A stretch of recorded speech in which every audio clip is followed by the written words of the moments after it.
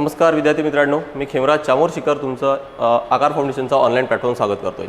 आज आपण MPSC द्वारे संयुक्त जी पूर्वपरीक्षा घेण्यात येते म्हणजे कंबाईनसाठी ग्रुप बी आणि ग्रुप सी जी परीक्षा घेण्यात येते त्यामध्ये 2022चा जो पेपर होता त्यामध्ये सगळे सायन्सचे प्रश्न आज आपण 1 बाय 1 कव्हर करणार आहोत। लक्षात घ्या पेपर कोणता आहे तर 2022चा कंबाईनचा पेपर आहे आणि त्यामधले सर्व सायन्सचे प्रश्न बघा। पेपर कधी झाला होता हा तर 8 ऑक्टोबर 2022 ला काहीतरी हा पेपर झाला होता आणि सेट आहे हा ए। ठीक आहे, तर 1 बाय 1 आपण प्रश्न घेणार आहोत।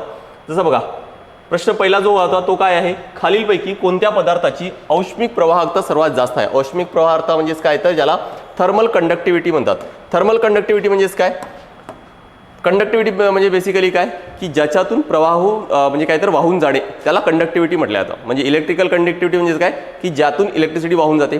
थर्मल कंडक्टिव्हिटी म्हणजे काय की ज्यातून उष्णता वाहून जाते है ना। जसं आपण कोणतंही जर मेटल जर कन्सिडर केलं तर बऱ्यापैकी ऑलमोस्ट सर्व मेटल्स, काही 1-2 अपवाद असतात पण बऱ्यापैकी सर्व मेटल्स काय करतात तर आपल्याला अनुभव आहेत की सर्व मेटल काय करतात तर हीट आहे त्याचं कंडक्शन करत असतात। म्हणजे त्याच्यातून काय तर उष्णता आहे ती वाहून जात असते, बरोबर। तर असंच काय तर इथं काही लिस्ट दिलेली आहे, मी हे पाठ करून घ्या म्हणजे कोणाचं जास्त आहे आणि कोणाचं कमी आहे हे आपल्याला काय तर तुम्हाला सहज लक्षात येईल। आणि इथं आपल्याला प्रश्नामध्ये काय विचारले, which of the following substance has the highest thermal conductivity, सर्वात जास्त औष्णिक प्रवाहकता कोणामध्ये आहे ना ते विचारलंय। तर इथं बघा डायमंड लक्षात ठेवायचं की सर्वात जास्त आहे, त्यानंतर आहे silver, copper, aluminium, ice, brass, steel, lead, concrete, glass, water, wood आणि एअर। हे काही नेहमीचे पदार्थ आहेत आपल्या वापरातले आणि हे काय तर आपल्याला माहीत असायला पाहिजे। पर्यायामध्ये जर सगळ्यात बघितलं तर सिल्वर जो आहे म्हणजे काय तर चांदी हे काय तर सगळ्यात वर आहे, त्यामुळे आन्सर येणार काय तर 4th ऑप्शन चांदी ही याची काय तर औष्णिक प्रवाहकता सर्वात जास्त आहे। नेक्स्ट पुढचा प्रश्न बघा काय दिला आहे, पातळ पडद्याद्वारे प्रकाश डोळ्यामध्ये प्रवेश करतो त्याला रिकामी जागा म्हणतात। Light enters the I through thin membrane called the, बघा डोळा जो आहे ना यामध्ये सगळ्यात जी बाहेरची लेअर असेल ऑब्व्हियस आहे की त्या लेअरमधूनच सगळ्यात जी बाहेरची लेअर असणार आहे त्यामधूनच काय तर डोळ्यामध्ये प्रवेश करणार आहे आणि त्या सगळ्यात बाहेरच्या लेअरला म्हणतात काय तर कॉर्निया म्हटलं जातं। ठीक आहे, आणि म्हणून डोळ्याचे सगळे जे भाग आहेत इम्पॉर्टंट भाग ते सगळे आपल्याला माहीत असायला पाहिजे। थोडक्यात मी इथं सांगतोय आणि नेमका आपला डोळा कसं फंक्शन करतो हे सुद्धा आपल्याला माहीत असायला पाहिजे। बघा काय आहे, सगळ्यात बाहेरची जी लेअर असते ही जी डायग्राम दिलेली आहे ही कोणती डायग्राम आहे ती साईड व्ह्यू आहे, आपल्या डोळ्याचं काय तर साईड व्ह्यू आहे। म्हणजे हा जो भाग असेल हा समोरचा भाग झाला आणि सगळ्यात बाहेरची लेअर आहे ज्यातून लाईट एंटर करणार आहे तो भाग म्हणजे कोणता तर तो आहे कॉर्निया। त्यानंतर आहे काय तर हा जो भाग असतो ज्याला आयरिस किंवा बुबुळ म्हणतात, याला आयरिस किंवा बुबुळ म्हटलं जातं। म्हणजे जो कलरफुल पोर्शन असतो, कदाचित कोणाचा ब्ल्यू असतो, कोणाचा ब्राऊन, कोणाचा ब्लॅक असतो, तो भाग झाला। त्यानंतर मध्ये जो त्यामध्ये म्हणजे या आयरिसच्या बुबुळच्या मध्ये जो डॉट असतो त्याला प्युपिल म्हणतात आणि त्यानंतर या भागात असतं काय तर रेटिना असतो ज्याला दृष्टीपटल म्हटलं जातं। होतं काय की सगळा जो लाईट आहे ना या प्युपिलच्या भागातून म्हणजे जो या ठिकाणी जो छोटासा डॉट असतो यातून सगळा भाग आतमध्ये जातो, त्याच्या मागे असतं काय तर लेन्स असतं, त्यामागे लक्षात ठेवा त्यामागे असतात काय तर लेन्स असते ज्याला क्रिस्टलाइन लेन्स म्हणजे नेत्रभिंग म्हटलं जातं आणि त्याला कनेक्टेड असतात काय तर सिलेरी मसल्स असतात जे या लेन्सला कंट्रोल करतात आणि त्याचा फोकस आहे त्याची फोकल लेंथ आहे ती कंट्रोल करत असतात। होतं काय तर या प्युपिलमधून सर्व लाईट एंटर करतं आणि सगळे ते भेटतात कुठं तर या रेटिनावर भेटतात आणि या रेटिनावर इमेज तयार केली जाते। ती माहिती म्हणजे त्या रेटिनावर जे काय तर दृष्टीपटल आहे तो रेटिना एक स्क्रीन सारखं काय तर एका पडद्यासारखं काम करतं। त्या पडद्यावर जशी इमेज तयार झाली असेल ती इमेज या नेत्रचेताद्वारे म्हणजे काय तर ऑप्टिक नर्वद्वारे ती माहिती ब्रेनपर्यंत पाठवली जाते आणि आपल्याला कळतं की नेमकी माहिती किंवा ती वस्तू कोणता आहे, कलर कोणता आहे, लाईट किती आहे, कमी आहे की जास्त आहे, हे सगळी माहिती आपल्याला इथं मिळत असते। ठीक आहे, त्यामुळे इथं प्रत्येक भागाचे तुम्हाला काय तर फंक्शन्स माहीत असायला पाहिजे। आपल्याला काय विचारले, पातळ पडद्याद्वारे प्रकाश डोळ्यामध्ये प्रवेश करतो तर डोळ्यामध्ये प्रवेश करतो तो कोणत्या भागाद्वारे तर तो आहे काय तर कॉर्नियामधून काय तर लाईट आहे तो एंटर करत असतो। त्यामुळे या प्रश्नाचा आन्सर येणार काय तर कॉर्निया असणार आहे। बघा इंग्लिश मध्ये कॉर्निया म्हणतात आणि मराठीत सुद्धा जरी पुस्तकामध्ये पारपटल हा शब्द दिला असेल तरी पण आयोगाने कॉर्निया तसाच दिलाय। यावरून एक लक्षात येते की सायन्सच्या प्रश्नांमध्ये जरी तुम्ही मराठी मीडियमचे असणार तरी पण इंग्लिशमधले वर्ड्स तुम्हाला लक्षात ठेवायचे आहेत। नेक्स्ट बघा काय आहे, प्रतिध्वनी तरच ऐकू येतो जर ध्वनीचा स्रोत आणि अडथळा यातील अंतर रिकामी जागा असेल। म्हणजे मिनिमम अंतर किती असायला पाहिजे प्रतिध्वनी ऐकण्यासाठी तर बघा दोन गोष्टी लक्षात ठेवायचे आहेत। जो नॉर्मल टेम्परेचर असतो म्हणजे 22 डिग्री सेल्सिअसला जर बघितलं 22-25च्या दरम्यान तर हवेतील जो वेग आहे तो किती आहे 344 मीटर पर सेकंद।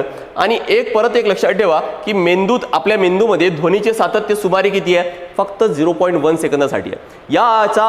याचा अर्थ काय की जर 0.1 सेकंदाच्या नंतर एखादा जर आवाज ऐकू आला तर आपण त्याला क्लिअरली काय तर डिफरन्शिएट करू शकतो की दोन वेगवेगळे आवाज आहेत म्हणून। पण 0.1 सेकंदाच्या आधीच जर आवाज आला तर मग आपल्याला तो डिफरन्शिएट करता येणार नाही, ते दोन्ही पण आवाज एकच असल्यासारखे भास होतील। म्हणजे आपल्याला जो आवाज ऐकू यायला पाहिजे तो या वेळेच्या नंतर यायला पाहिजे, म्हणजे ओरिजिनल आवाज असेल आणि त्यासोबतच काय तर इको जो येतोय ना, प्रतिध्वनी येतोय, हे दोघांमध्ये यापेक्षा जास्त टाइम असायला पाहिजे, तरच काय तर आपल्याला दोन्ही पण आवाज आहेत, म्हणजे जो ओरिजिनल आवाज आहे आणि जो प्रतिध्वनी म्हणजे इको आहे तो क्लिअरली ऐकू येईल, राईट। बघा एक कॅल्क्युलेशन सांगतोय, सेम कॅल्क्युलेशन तुम्हाला कदाचित एखाद्या न्यूमरिकलमध्ये पण विचारलं जाऊ शकतं किंवा मग सोनारवरचा एखादा न्यूमरिकल आला त्यावर सुद्धा विचारलं जाऊ शकतं। प्रश्न काय विचारले की स्त्रोत आणि अडथळा यामधील अंतर किती असायला पाहिजे, तर आपल्याला आन्सर तर आयोगाने दिले की 17 मीटरपेक्षा जास्त किंवा 17 मीटर असायला पाहिजे। एक्झॅक्टली आपण काढून घेऊ की नेमकं ते किती आहे। तर बघा, सपोज या ठिकाणी एखादी सोर्स आहे जिथून काय तर आवाज आहे आणि या ठिकाणी काय तर अडथळा आहे, बरोबर। हा आवाज गेला कितीच्या वेगाने गेला तर 344 मीटर पर सेकंद या वेगाने गेला आणि तो परत आला, पण तो परत आला तर कमीत कमी वेळ 0.1 सेकंद एवढा असायला पाहिजे, म्हणजे टाइम दिलेला आहे आपल्याला की 0.1 सेकंद एवढं असायला पाहिजे आणि हा झाला स्पीड, बरोबर। तर आपल्याला काढायचं काय आहे, आपल्याला काढायचं काय आहे की या दोन याच्यामधला अंतर म्हणजे सोर्स आणि हा जो अडथळा आहे यामधला अंतर आपल्याला काढायचं आहे। तर ठीक आहे, तर आपण कन्सिडर करू की हा जो अंतर आहे ना हा d आहे, म्हणजे हा एवढा वेळामध्ये 0.1 सेकंदामध्ये तो जाईल आणि येणार आहे, बरोबर। तर आपण बघा speed is equal to distance upon time घेऊ।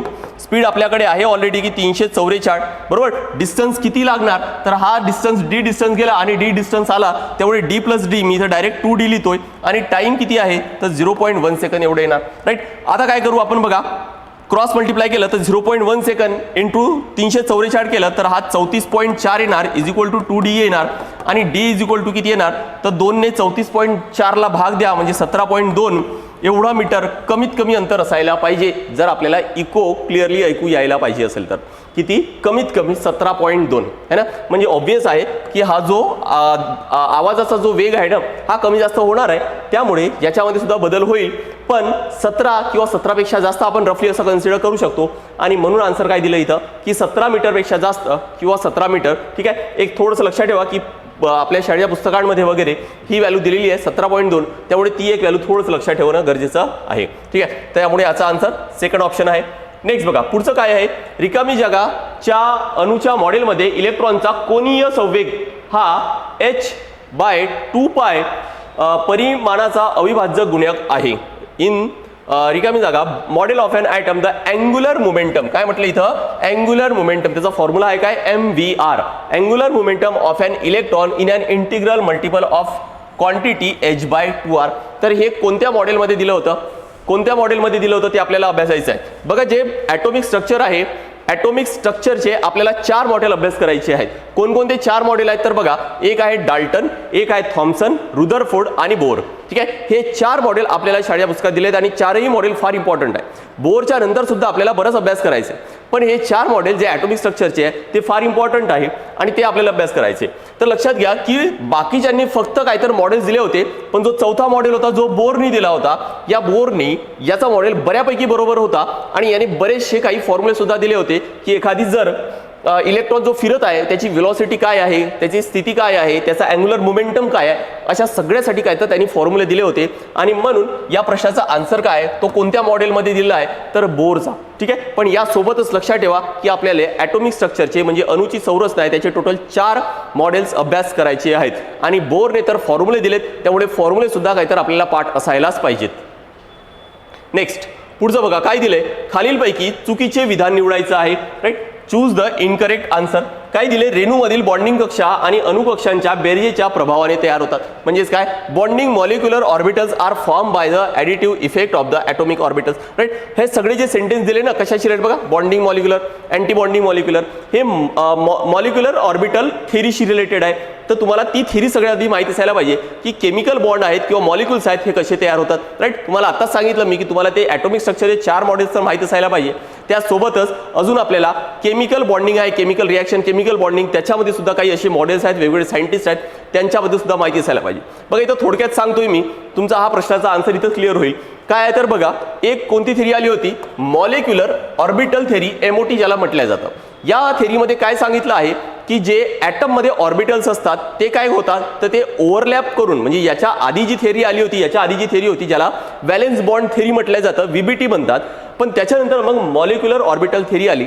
या थेरीनुसार काय सांगण्यात आलं की VBT मध्ये जे सांगण्यात आलं होतं की एखादी ऑर्बिटल, एखादी ॲटमचा जो ऑर्बिटल आहे तो तर एकमेकांवर ओव्हरलॅप होऊन नवीन मॉलिक्यूल तयार होतं, पण त्यामध्ये हे नाही सांगितण्यात आलं होतं की जो नवीन मॉलिक्यूल तयार होतं त्याच्यामध्ये सुद्धा काही नवीन ऑर्बिटल्स तयार होतात, हे सांगण्यात आले नव्हते. ते सांगण्यात कशामध्ये आले तर MOT मध्ये सांगण्यात आले होते, मॉलिक्युलर ऑर्बिटल थेरी. आणि मग याचे नेमके दोन प्रकार होतात, एक असतं बॉन्डिंग मॉलिक्युलर आणि दुसरं काय तर ऑर्बिटल, आणि दुसरं काय तर अँटी बॉन्डिंग मॉलिक्युलर ऑर्बिटल है ना. एक श्रॉडिंगर जो सायंटिस्ट होता त्यांनी सांगितलं होतं की इलेक्ट्रॉन हा पार्टिकल तर आहे, पण त्यासोबतच काय तर अजून तो वेव्ह सुद्धा फंक्शन असतो त्याला, म्हणजेच काय की तो वेव्ह सारखा सुद्धा काय तर काम करतो. आता लक्षात ठेवा की ज्या वेळेस एक वेव्ह आहे याच्यासोबत दुसरी वेव्ह आहे, या दोघांची ॲडिशन केली तर काय तयार होणार, एक मोठी वेव्ह तयार होईल है ना, कारण हा भाग आणि हा भाग ॲड होईल आणि एक मोठा तयार होईल, तसंच हा भाग ॲड होईल आणि मोठा होईल. पण तेच जर आपण यामधून ही जर मायनस जर केलं तर मग अशा वेळेस आपल्याला वेव्ह पाहायला मिळणार नाही, कारण यामधून हा मायनस होईल, यामधून हा मायनस होईल आणि काय तर वेव्ह पाहायला मिळणार नाही. आणि ज्या वेळेस अशी मोठी वेव्ह तयार होते याला म्हणतात काय, याला म्हणतात बॉन्डिंग मॉलिक्युलर ऑर्बिटल. याला म्हणायचं काय तर बॉन्डिंग मॉलिक्युलर ऑर्बिटल, आणि याला म्हणतात काय तर अँटी बॉन्डिंग मॉलिक्युलर ऑर्बिटल. याला म्हणतात अँटी बॉन्डिंग मॉलिक्युलर ऑर्बिटल. लक्षात ठेवा की हा जो असतो बॉन्डिंग असतो याची एनर्जी आहे, एनर्जी काय तर ही एनर्जी आहे, एनर्जी जास्त असते, हा अनस्टेबल असतो. हा कसा असतो तर हा अनस्टेबल असतो. आणि अँटी बॉन्डिंग आहे हा काय तर त्याच्याच विरुद्ध एनर्जी आहे, ती कशी असते तर ती कमी असते. आणि काय असतं तर परत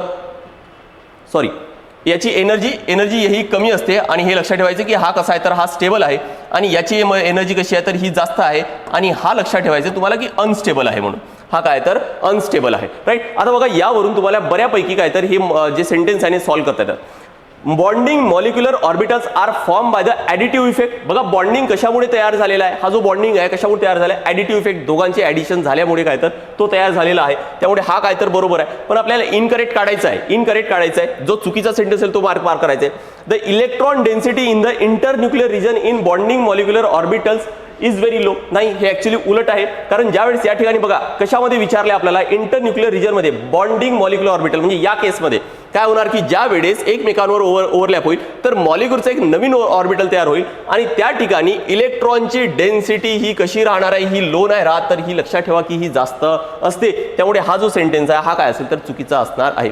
नेक्स्ट पुढचं सेंटेन्स पण बघा, energy of the anti bonding molecular orbital is higher. Anti बॉन्डिंगचं कसं आहे तर हायरचं आहे than that of the bonding atomic orbitals. यापेक्षा याच्यामध्ये काय तर अँटी बॉन्डिंग मध्ये जास्त आहे, त्यामुळे हा सुद्धा काय तर सेंटेन्स बरोबर आहे. Next, anti bonding molecular orbitals are represented by sigma star, pi star, delta star. यांनी काय डिनोट केलं जातं, लक्षात ठेवा की याला डिनोट करताना कशाने डिनोट करतात तर असा स्टार मार्क केल्या जातं, हे अँटी बॉन्डिंग डिनोट करण्यासाठी. तर हा सुद्धा काय तर बरोबर आहे, आणि म्हणून या प्रश्नाचा आन्सर काय तर सेकंड ऑप्शन आहे, तो बरोबर असणार आहे. लक्षात घ्या कोणती थेरी आहे, कोणता अभ्यास करायचे तुम्हाला, मॉलिक्युलर ऑर्बिटल थेरी. यासोबतच बाकीची अजून कोणकोणती थेरीज आहे इम्पॉर्टंट तर ते पण लक्षात घ्या. एक आहे व्हॅलेन्स बॉन्ड थेरी VBT, त्यानंतर अजून एक थेरी आहे VSEPR म्हणजे valence share electron pair repulsion theory. तर ह्या इम्पॉर्टंट काही थेरीज आहेत ते आपल्याला काय तर डिटेल अभ्यास करायचे आहेत. या आधी सुद्धा आयोगाने या सर्व टॉपिकवर प्रश्न विचारलेला आहे.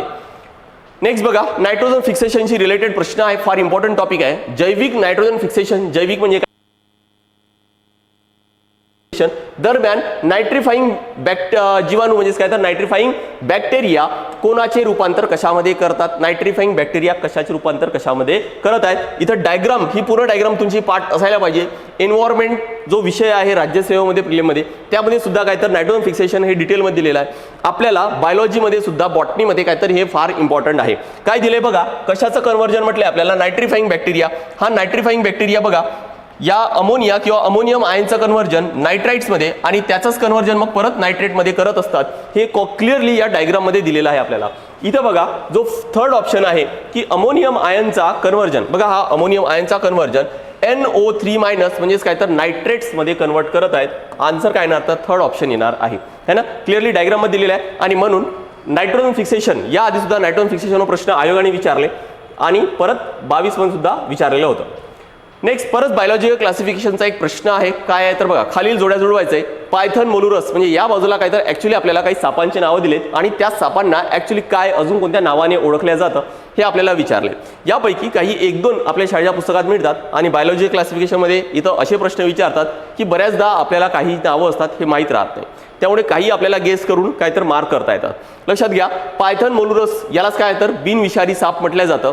त्यानंतर नाजा नाजा म्हणजेच काय तर हा जो आपला जो नाग असतो किंवा जो कोब्रा आहे ना तो आहे काय तर त्यालाच म्हणतात काय तर नाजा नाजा म्हटलं जातं. तो आहे कसा तर न्यूरोटॉक्सिक आहे कोब्रा जो नाग असतो. नेक्स्ट वायपर रसिली त्याचा आन्सर काय तर हिमोटॉक्सिक आहे. आणि टायफ्लोप्स ब्रामिनास याला काय तर ब्लाइंड स्नेक किंवा अंध साप म्हटल्या जातं. आन्सर काय येणार तर याचा फर्स्ट ऑप्शन हा बरोबर आहे. नेक्स्ट पुढचा जो प्रश्न आहे तो बघा काय आहे.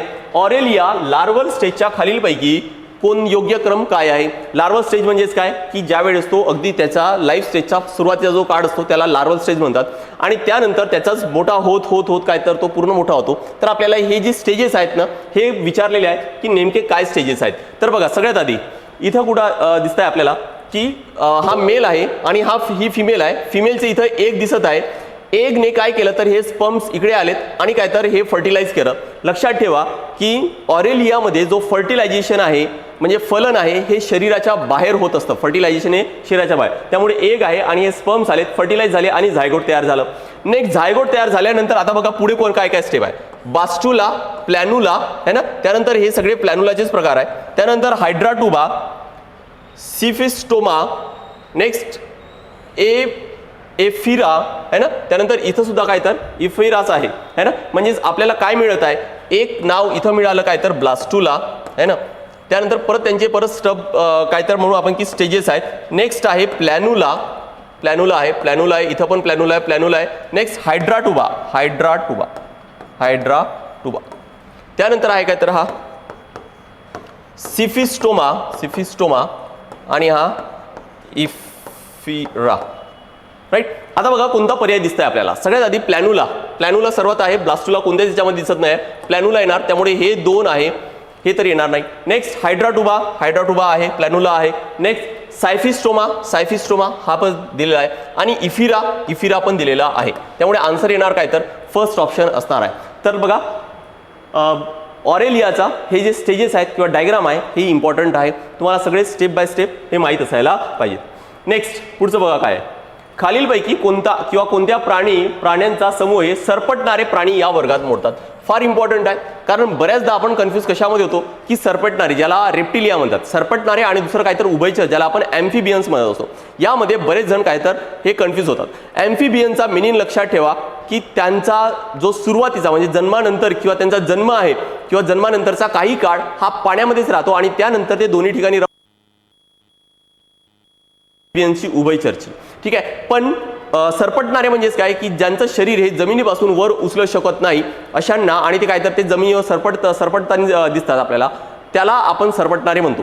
ही प्रॉपर डेफिनेशन लक्षात ठेवा आणि त्यानुसारच काय तर त्यांचे एक्झाम्पल्स आहेत ते लक्षात ठेवायचं आहे. ठीक आहे. याचं लक्षात काय ठेवायचं आपल्याला की पाल, साप, बेडूक आणि लोरिस. ठीक आहे. यापैकी लक्षात ठेवा की लोरिस हा जो आहे ना हा सरपटणारा नाही, हा झाडावर राहतो, त्यामुळे हा तर येणार नाही. कासव, घडियाल, कॅमेन आणि टॉययारा. ठीक आहे. हे सगळे काय तर हे सगळे सरपटणारेच आहेत, त्यामुळे बी तर काय तर बरोबर आहे. घडियाल आणि कॅमेन हे मगराचंच सुसर जे असतात ना त्यांचाच काय तर प्रकार आहे.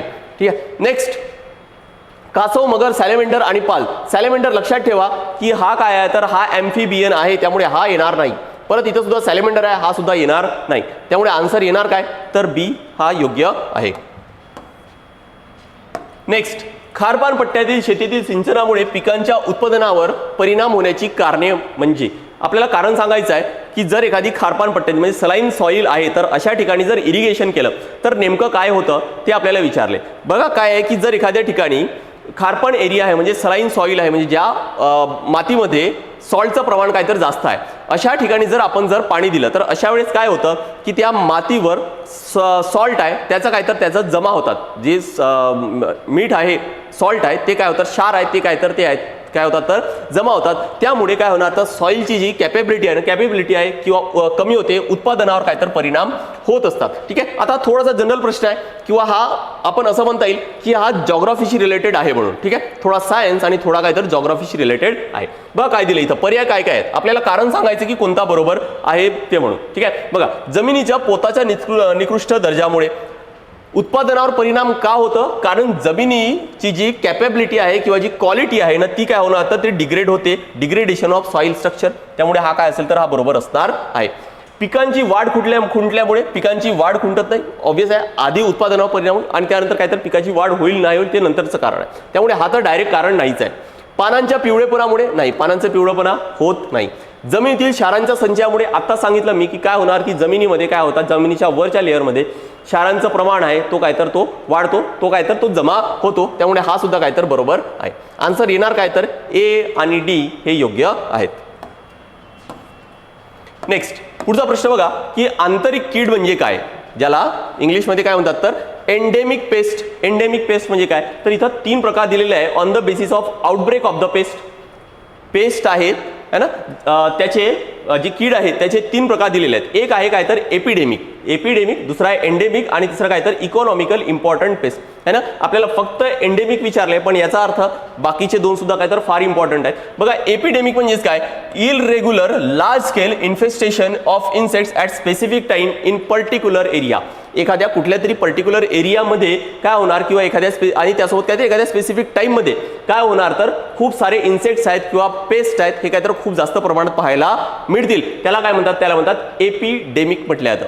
मग एंडेमिक कशाला म्हणतात, when insects infestation is regular आहे in a large scale but at a particular place then that pest is called endemic. म्हणजेच काय होत आहे की हे रेग्युलर येत आहेत, म्हणजे एकदा जाणार परत येणार, परत जाणार परत येणार, असं रेग्युलरली काय तर ते येत आहेत आणि जात आहेत. त्यामुळे अशाला काय म्हणतात तर एंडेमिक म्हटलं जातं. आणि त्यानंतर इकॉनॉमिकल इम्पॉर्टंट पेस्ट है ना. इथे काही एक्झाम्पल सुद्धा दिले ते लक्षात ठेवायचे. इकॉनॉमिकली इम्पॉर्टंट पेस्ट काय म्हणतात बघा, the insects population is always above economic threshold. म्हणजेच काय की ते एक्सपेक्टेशन पेक्षा खूप जास्त असतात economically threshold and require repeated control management. आणि काय तर परत त्यांना आपल्याला काय तर कंट्रोल करावं लागतं. अशांना काय म्हणतात इकॉनॉमिकली इम्पॉर्टंट पेस्ट म्हटल्या जातं. In spite of regular control measures insects population crosses economic threshold level. परत मॅनेजमेंट करून सुद्धा काय तर त्यांची जी जमात आहे ती संख्या आहे काय ती खूप जास्त वाढत असते. एक्झाम्पल दिलं इथं की ग्राम पॉड बोरर. ठीक आहे. तर आता बघा इथं आपल्याला एंडेमिकचं विचारलंय, म्हणजे आंतरिक कीड म्हटलंय. आंतरिक कीड म्हणजे लक्षात ठेवायचंय की एखाद्या एरियामध्ये परत एखादी पेस्ट येणार त्याला आपण एंडेमिक म्हणणार आहोत है ना. म्हणजेच काय ना तर बघा एखाद्या महिन्यात वारंवार येणारी म्हणण्यापेक्षा ठीक आहे एखाद्या प्रदेशात येणारी आणि एखाद्या प्रदेशात वर्षानुवर्षे असणारी है ना. वर्षानुवर्षे म्हणजे काय तर रेग्युलर पिरियडमध्ये रेग्युलर वर्षानुवर्षे परत येत असते त्याला काय म्हणतात तर त्याला म्हणतात एंडेमिक पेस्ट म्हटल्या जातं है ना.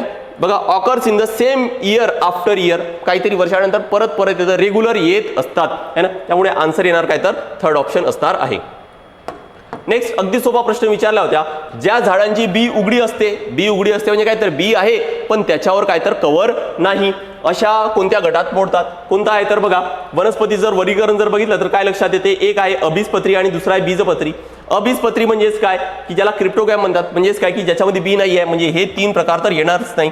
बीजपत्री म्हणजे या दोनपैकी एक लक्षात ठेवा की आहे काय की जिम्नोस्पर्म, त्याला मराठीमध्ये अनावृत्त बीजी म्हटलं जातं. मराठीमध्ये आयोग आणि तसं वर्ड दिलंय जिम्नोस्पर्म. ठीक आहे. कारण अनावृत्ती बीजी आन्सर गेस करणं सोपी आहे, कारण हा आहे आवृत्त बीजी म्हणजे बी वर काय तर आवरण आहे, अनावृत्त म्हणजे काय तर आवरण नाही आहे. त्यामुळे ज्यावर आवरण नाही, बी उघडी आहे म्हणजे आवरण नाही आहे, फळाचं आवरण नाही आहे, त्याला म्हणतात काय तर जिम्नोस्पर्म म्हटल्या जातं. आणि परत अँजिओस्पर्म असेल त्याचे 2 प्रकार पडतात, एक बीजपत्री म्हणजे मोनोकॉटिलेडॉन आणि द्विबीजपत्री म्हणजेच काय तर डायकॉटिलेडॉन, असे 2 प्रकार पडत असतात.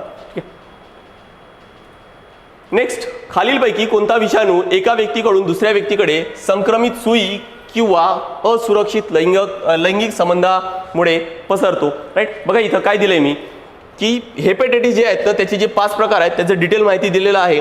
हेपेटायटिस लक्षात ठेवा की हा कशामुळे रोग होतो तर हा व्हायरस आहे.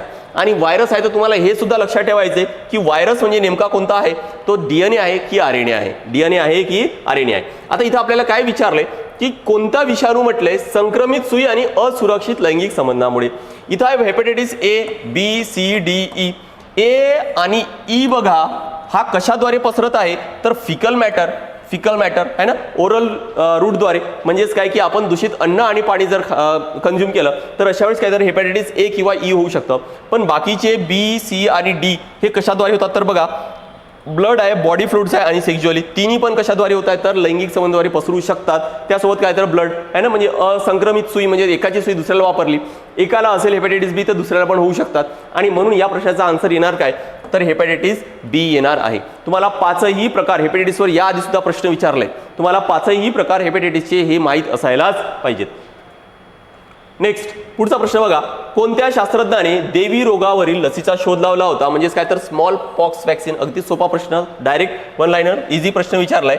कोणतं सायंटिस्ट आहे तर ते लक्षात ठेवा, एडवर्ड जेन्नर या सायंटिस्टने काय तर स्मॉल पॉक्स वॅक्सिनचा शोध लावला होता.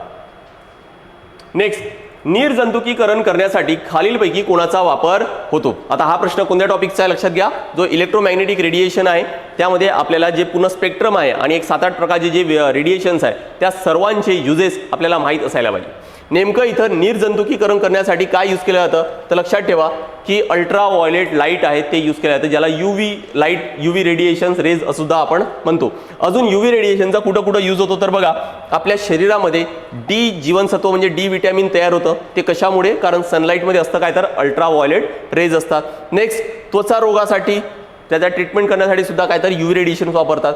DVD आणि CD वरील माहिती वाचण्यासाठी हे आधी यूज केलं होतं, आता तर फार कमी पाहायला मिळतं आपल्याला. DVD आणि CD वरील जी माहिती आहे ना ती वाचण्यासाठी यूज करतात. त्यानंतर फ्लोरोसन्स चमकतात आणि काहीतरी शुभ्र प्रकाश देतात. जे वस्तू चमकतात ते कशामुळे चमकतात तर ते UV रेडिएशन्समुळे चमकत असतात. नेक्स्ट, अन्न पदार्थ निर्जंतुकीकरण म्हणजेच काय की एखादी पदार्थ निर्जंतुकीकरण करायचं आहे, स्टरिलायझेशन करायचं आहे तर अशा वेळेस सुद्धा UV रेडिएशनचा यूज करतात. त्यासोबतच बघा निर्जंतुकीकरण अजून कुठं केलं जातं की दवाखाना आहे, शस्त्रक्रियागृह, औषधी कंपनीमध्ये सुद्धा काय तर निर्जंतुकीकरण करण्यासाठी करतात. बोटाचे ठसे घेतल्यानंतर त्याची पडताळणी सुद्धा करण्यासाठी UV रेडिएशन्स वापरतात. आणि त्यानंतर अजून एक इम्पॉर्टंट लक्षात ठेवायचे ते म्हणजे काय तर MICR म्हणजेच मॅग्नेटिक इंक कॅरेक्टर रिकॉग्निशन. म्हणजेच ही टेक्नॉलॉजी कुठे यूज करतात, धनादेशावरील, धनादेश म्हणजेच काय तर चेक, बँकचा जो चेक असतो त्याच्यावरील माहिती पडताळणीसाठी वाचण्यासाठी काय तर UV रेडिएशन्स आहेत त्याचा यूज केला जातं. ठीक आहे, तर हे काही हे लक्षात ठेवायचं तुम्हाला, UV रेडिएशनचे युजेस लक्षात ठेवायचे. यासोबतच बाकीचे जे रेडिएशन्स आहेत पूर्ण स्पेक्ट्रममध्ये त्या प्रत्येकाचे कार्य सुद्धा काय तर इम्पॉर्टंट आहेत. ठीक आहे, इथं लक्षात ठेवायचे की निर्जंतुकीकरण म्हटले त्यामुळे आन्सर काय येणार तर अतिनील किरणे म्हणजेच काय तर अल्ट्रा व्हायोलेट लाईट येणार आहे. ठीक आहे, तर मित्रांनो या पद्धतीने आपण 2022 कंबाईनचे जे सगळे सायन्सचे प्रश्न होते ते सगळे आपण कव्हर केले आहेत. ठीक आहे, ज्याचा यूज तुम्हाला या सर्व प्रिव्हियस इयर क्वेश्चनचा यूज तुम्हाला ॲक्च्युली पेपर पॅटर्न कसा येणार किंवा कसे प्रश्न विचारले जातात त्याचा आन्सर कसं गेस करायचं आहे ना, या सर्वांसाठी काय तर त्याचा यूज होत असतो. असेच जर तुम्हाला काही जरी डाऊट असेल किंवा तुम्हाला जर काही माहिती हवी असेल तर तुम्हाला आकार फाउंडेशनच्या नंबरवर, बोर्डवर दिलेल्या नंबरवर तुम्हाला कॉन्टॅक्ट करता येईल. बॅचबद्दल माहिती हवी असेल किंवा टेस्ट सिरीजबद्दलची माहिती असेल तुम्हाला सर्व इथं मिळेल. त्यासोबतच akarfoundation.org या वेबसाईटवर जाऊन सुद्धा काय तर त्याची माहिती मिळेल. ठीक आहे, त्यासोबतच लक्षात ठेवा मित्रांनो की जर असंच कंटिन्युअस तुम्हाला कंटेंट हवं असेल, एक्झामबद्दल माहिती हवी असणार आहे, पेपर सोल्युशन्स माहिती आहे, प्रिव्हियस इयर क्वेश्चन डिस्कशन हवे असेल तर आकार फाउंडेशन जो यूट्यूब चॅनल आहे त्याला सबस्क्राईब करायला विसरू नका. आणि टेलिग्राम चॅनल तुम्हाला कंटिन्युअस फ्री डेटा तर मिळतच राहतो. आकार UPSC MPSC टेलिग्राम चॅनल आहे. तर आज आपण इथंच थांबूया. Thank you very much.